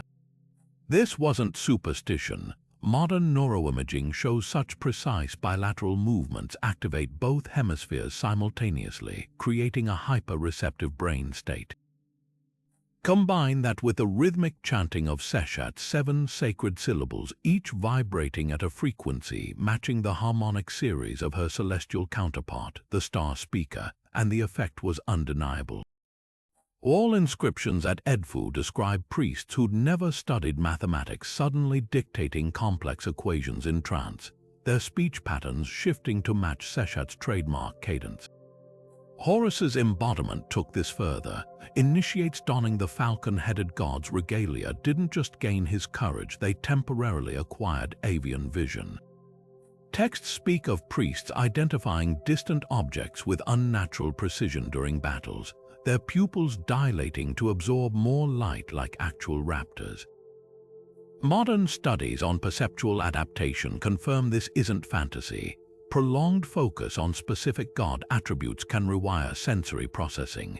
When subjects fixate on predator imagery while listening to binaural beats mimicking Horus's recorded ritual frequency 220 Hz, their peripheral vision expands by nearly 30%. The Egyptians had stumbled upon neuroplasticity hacks millennia before the term existed, but the real stroke of genius was how they managed these downloads safely. Unlike modern VR where anyone can grab a headset, priestly god embodiment required rigorous mental partitioning. The opening of the mouth ceremony wasn't just about activation, it installed psychic firewalls. Before invoking a netta, priests would partition the ka by visualizing their life force splitting like a cell, creating a sandboxed space for the divine consciousness to inhabit without overwriting their core identity. The Book of Gates spells out the failsafe. If a god's presence grew too intense, the priest would bite down on a gold foil inscribed with their birth name, the sudden metallic taste acting as a neurological interrupt signal to prevent permanent fusion. Some deities functioned as specialized apps. The dwarf god Bes, often dismissed as a mere protector of households, was actually the go-to module for crisis management. His grotesque features, protruding tongue, squat frame weren't arbitrary. They served as visual memes so jarring they snapped priests out of panic states during underworld journeys. Reliefs show initiates staring at Bes masks while inhaling sharply through the left nostril, a yoga technique now proven to activate the right brain's emotional regulation centers. Within minutes, they could toggle from terror to calm, all while maintaining their connection to other downloaded gods, multitasking divinity like cosmic alt-tabbing. Perhaps most intriguing is how these practices parallel modern human-computer interaction studies. The Netaru's animal-headed forms weren't primitive imaginings, they were UI design. Research shows humans process hybrid figures part animal, part human 30% faster than abstract symbols during high-stress situations. The jackal-headed Anubis didn't just represent death. His visual signature allowed instant recognition in the Duat's chaos, like a glowing quest marker in a VR dungeon. Even the gods' color schemes followed perceptual best practices. Hathor's gold skin optimized for torchlight visibility, while Sobek's green scales provided contrast against the Duat's imagined red sands. The ultimate test came during the Heb-Sed festival, where senior priests would rapidly cycle through multiple god embodiments like a spiritual stress test. One moment they'd channel Thoth's linguistic prowess to compose hymns, the next they'd switch to Sekhmet's battle fury for ritual combat, all without losing their core identity. Successful initiates earn the title Master of Faces, essentially the ancient equivalent of a VR power user who could run multiple high-demand programs simultaneously. The failures, they became cautionary tales, priests who lost their name to whichever netta they'd invoked too deeply, their original personalities overwritten like corrupted hard drives. What makes this system revolutionary isn't just its sophistication, but its scalability. While modern VR isolates users in individual simulations, the Egyptians created shared divine bandwidth. When 20 priests simultaneously invoked Ra during solstice rites, their synchronized movements and chants didn't just honor the sun god. They generated a collective neural network, a temporary group mind experiencing Ra's perspective together. Temple inscriptions describe this as seeing with one eye, a state where initiates could literally read each other's thoughts while channeling the deity. The Neteru weren't characters in a story. They were the original cloud-based consciousness software, and the priests, they were the brave early adopters who learned to run ancient divinity on mortal hardware. In the heart of an Egyptian temple, time didn't just pass, it bent. For the priests immersed in sacred rituals, minutes could stretch into lifetimes, while hours might collapse into the space of a single breath. This wasn't mere imagination. Modern neuroscience confirms that altered states of consciousness dramatically warp our perception of time, and the Egyptians wielded this phenomenon with startling precision. Picture a high priest standing before the shrine of Osiris, surrounded by flickering oil lamps. As he begins the rhythmic chanting, his brainwaves slow to theta frequency, the same state where minutes can feel like hours in near-death experiences. The incense-laden air, thick with Kai-Fi's psychoactive vapors, further disrupts his internal clock. Within this sacred bubble, he doesn't just recount the myth of Osiris's resurrection. He lives through entire cosmic cycles in what observers outside the ritual would measure as mere moments. The secret lay in their mastery of temporal anchors. While we track time with clocks and calendars, the priests synchronized their consciousness to biological and celestial rhythms. The steady pulse of a water clock's drips mirrored the priest's slowed heartbeat during trance. The echoing boom of a ritual drum timed to match Earth's own Schumann resonance. 8 beats per second created a feedback loop where external and internal timekeeping merged. Most brilliant was their use of star alignments. When Sirius appeared at dawn during the Nile floods, priests in Heliopolis would begin marathon chanting sessions. For every hour this star moved across the temple's meridian line, they experienced what texts describe as the unfolding of a year's wisdom, a compression of time so intense that initiates reported watching entire dynasties rise and fall in vision states lasting less than a morning. This time dilation wasn't just spiritual theater, it served practical purposes. During the Heb-Sed festival, aging pharaohs underwent rituals designed to subjectively renew their lifespans. By spending 3 days in a specially constructed chamber where flickering light patterns mimicked accelerated day-night cycles, the ruler's perception underwent what we'd now call time compression therapy. Emerging feeling psychologically refreshed as though years had passed in cleansing introspection. Similarly, when oracles needed to predict events months ahead, they'd enter states where future possibilities felt viscerally present. The Book of the Dead describes this as walking the coiled rope of time, a practice strikingly similar to modern experiments where psychedelics help subjects vividly experience past and future as equally real. The most extraordinary evidence comes from the time chambers of Abydos. These narrow, resonant rooms were designed to amplify the Doppler effect. When priests chanted moving toward and away from specific walls, the pitch shifts created auditory illusions of time stretching and compressing. Wall inscriptions describe initiates learning to hold 3 moons in one breath by synchronizing their inhalations to these manipulated sound waves. Modern VR researchers are replicating this exact phenomenon using binaural beats to alter time perception during training simulations. The Egyptians had built their own version 3,000 years earlier, without silicon, just stone and breath and the infinite flexibility of the human mind. Beneath the grand temples and behind the sealed doors of initiation chambers, Egypt's priesthood guarded something far more valuable than gold: knowledge. While we've uncovered fragments of their wisdom in texts like the Book of the Dead, scholars suspect these were merely the public editions, simplified versions of a far more sophisticated system. Imagine stumbling upon a VR headset's quick start guide without access to the full software developer's kit. That's essentially what we're working with. The real mastery, the precise frequencies, the exact botanical ratios, the celestial alignment algorithms likely existed in secret manuals. passed orally or etched onto perishable materials that crumbled to dust long ago. The clues are tantalizing. The Westcar papyrus cryptically references a scroll of Thoth, said to contain instructions for walking with gods and bending time. The Greek historian Manetho wrote of a hidden library beneath the paws of the Sphinx, storing metallic books that spoke when touched. Even the pyramid texts contain jarring gaps, rituals that abruptly end with phrases like, "as written in the House of Life," referring to temple scriptoriums where master priests reportedly kept uncensored knowledge. These weren't just metaphors. The House of Life at Edfu's temple complex had a restricted section called the Chamber of Veils, where initiates underwent years of training before being deemed worthy to transcribe advanced techniques.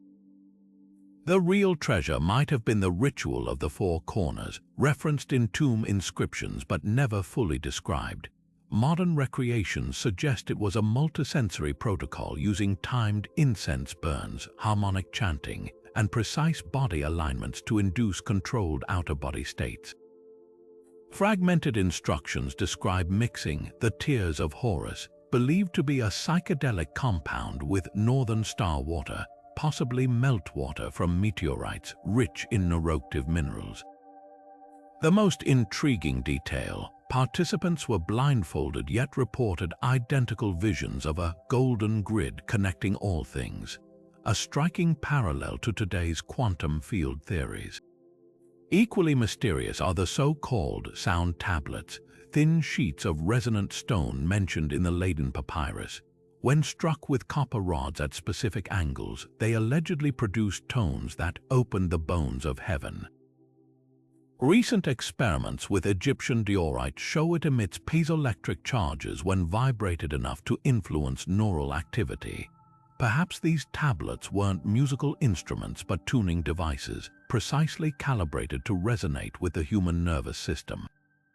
The lost manual for their use might have read like an ancient version of a VR calibration tool, with step-by-step instructions for synchronizing individual brainwaves to cosmic frequencies. The greatest loss may be the oral traditions. High priests spoke of the unwritten rite, a fluid body of knowledge adapted to each initiate's neurological makeup.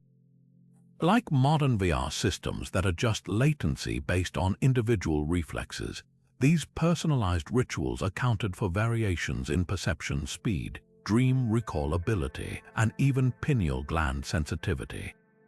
Temple reliefs show elders whispering into initiates' ears during ceremonies, not prayers, but tailored neuro-linguistic commands designed to trigger precise visionary states. Without this living transmission, we're left guessing at the nuances that turned ritual into reliable technology. A haunting passage in the Demotic magical papyrus hints at why so little survived. It describes a mass burning of advanced manuals during political upheavals, ordered because the unready would go mad attempting these roads. The priests knew their techniques were as dangerous as they were powerful consciousness-altering tech requiring years of preparation. What fragments remain suggest a system as intricate as any modern virtual reality SDK, complete with debug spells for failed journeys and emergency protocols for destabilized perceptions. Perhaps the most telling evidence lies in what wasn't written down. Certain chambers in Dendera and Abydos contain blank walls positioned at precise acoustic nodes, spaces where the reverberation alone may have served as the manual, vibrating knowledge directly into the bones of trained initiates. In the end, Egypt's greatest cosmic VR instructions might not have been words at all, but frequencies etched into the very stones, waiting for ears attuned enough to hear them. The temples of ancient Egypt might seem worlds apart from today's sleek VR labs, but the fundamental principles that powered their cosmic training bear an uncanny resemblance to modern immersive technologies. Think about it, what is a VR headset if not a mechanized version of the darkened, star-studded chambers where priests once lay to journey beyond the physical? Both systems override ordinary sensory input to transport the user to constructed realities. When you slip on a MetaQuest headset, the screen floods your vision with digital landscapes, when an initiate inhaled Ki-Fi smoke beneath Dender's zodiac ceiling, the psychoactive compounds and flickering torchlight achieved the same effect. The hardware has changed, but the goal remains identical, tricking the brain into accepting an alternate world as real. Modern neuroscience confirms just how similar these methods are. Functional MRI scans of VR users show heightened activity in the parietal lobe, the brain's navigation center, as they move through virtual spaces. Ancient Egyptian texts describe the very same region when warning initiates about the storm in the side of the head during underworld journeys. Both technologies exploit the brain's plasticity, its ability to remap itself around new sensory rules. Today's VR engineers use controllers to simulate touch. Priests use the Heka scepter's vibrations against the palm. Even the dreaded VR sickness mirrors temple accounts of Juat dizziness, where unstable rituals left travelers nauseated and disoriented. Proof both systems can overwhelm the brain's balance between virtual and physical inputs. Biofeedback technology reveals even deeper parallels. Modern clinics use EEG headsets to teach patients to modulate their own brainwaves, helping them manage pain or anxiety. The Egyptians developed their own organic version using rhythmic breathing and chant frequencies. Wall inscriptions at Karnak detail how initiates matched their breath to the pulse of sistrum rattles, entering states where they could slow the heart like the moon's crawl across the sky. Contemporary studies show that rhythmic chanting at 4 to 6 Hz, the exact range used in these rituals, can indeed regulate autonomic functions like heart rate and cortisol levels. The priests weren't just praying, they were running ancient biofeedback sessions using sound and ceremony instead of electrodes. Lucid dreaming research exposes another startling crossover. Today's techniques reality checks, wake back-to-bed protocols echo the dream steal practices where priests rubbed hematite rings before sleep to train awareness. The blue lotus elixir they drank, its apomorphine content is now known to boost prefrontal cortex activity during REM sleep, enhancing dream control. Even the shared dreaming, described in temple texts where groups reported identical visions, finds echoes in modern experiments using synchronized binaural beats to align dream content among participants. The Egyptians didn't just stumble upon these effects, they systemized them, turning sporadic psychic phenomena into repeatable techniques. Where these ancient masters may have outpaced us is in holistic integration. Modern VR isolates visual and auditory channels, while Egyptian rituals engaged all senses at once: incense for smell, honeyed wine for taste, cold stone underfoot for touch. Their immersive tech didn't just simulate worlds, it temporarily rewired the nervous system to perceive them as more real than reality. Perhaps that's why their virtual voyages left tangible legacies, blueprints for pyramids, cures for disease, while ours often fade when the headset comes off. They didn't just visit other dimensions, they brought back wisdom, proving that the most powerful reality is the one that transforms you long after the journey ends. Of course, not everyone accepts the idea that ancient Egyptian priests were pioneers of virtual reality. Many respected Egyptologists argue that interpreting temple rituals through the lens of modern technology is a classic case of projecting our contemporary worldview onto the past, what scholars call presentism. They point out that while the similarities between VR techniques and Egyptian practices are intriguing, there's no smoking gun in the archaeological record. No hidden chamber has yielded a user manual titled "How to Operate Your Cosmic Simulator," and the substances priests allegedly used for altered states have left only trace chemical signatures at best. The metaphors versus reality debate cuts to the heart of the controversy.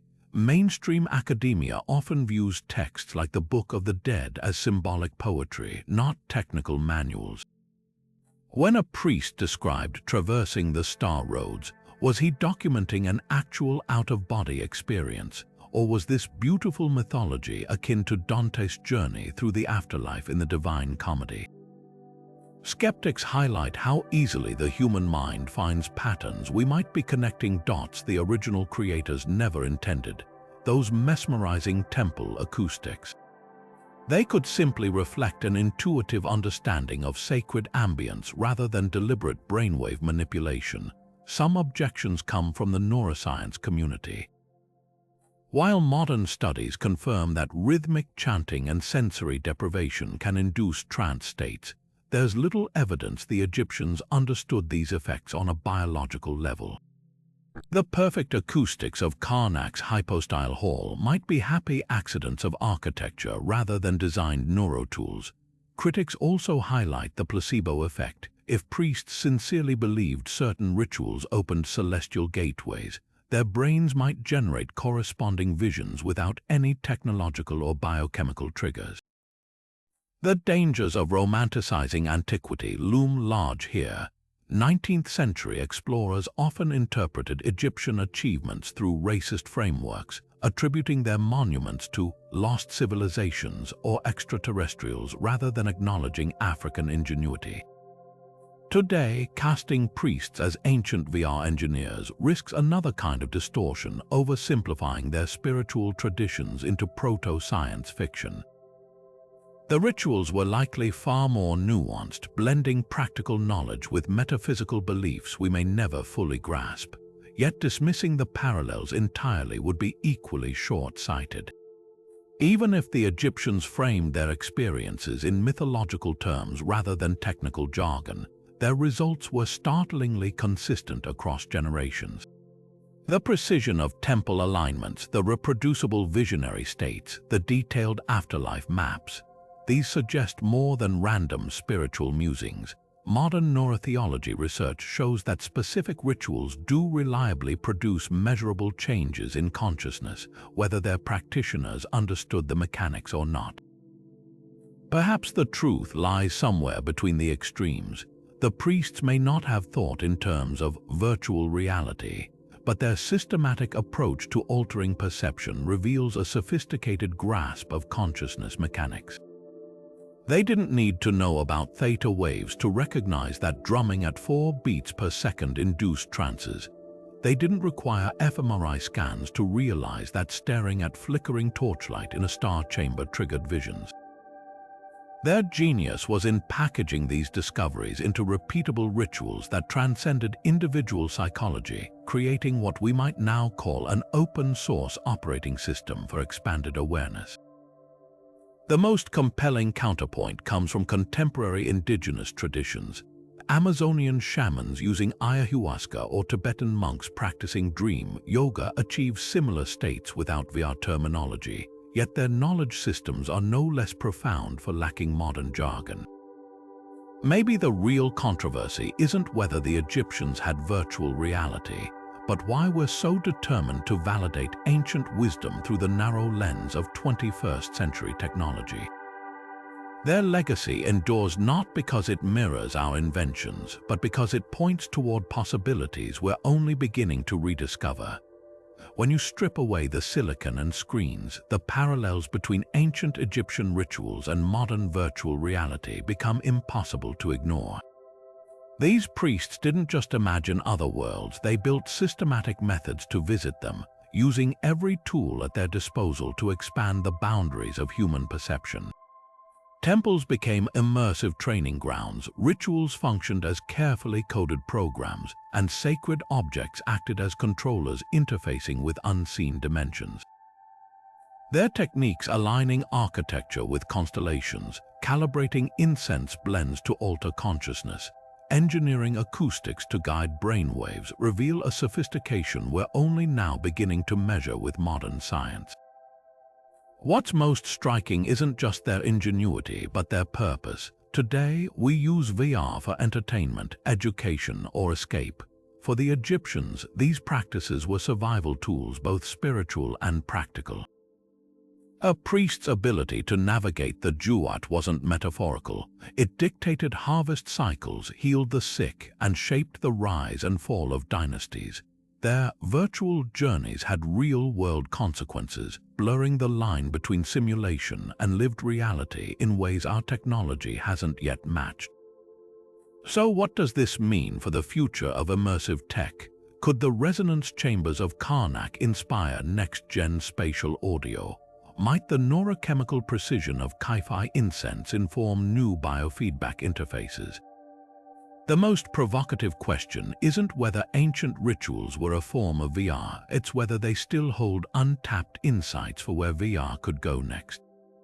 After all, the Egyptians achieved profound immersion without electricity, relying instead on the raw potential of the human mind and its interplay with the environment.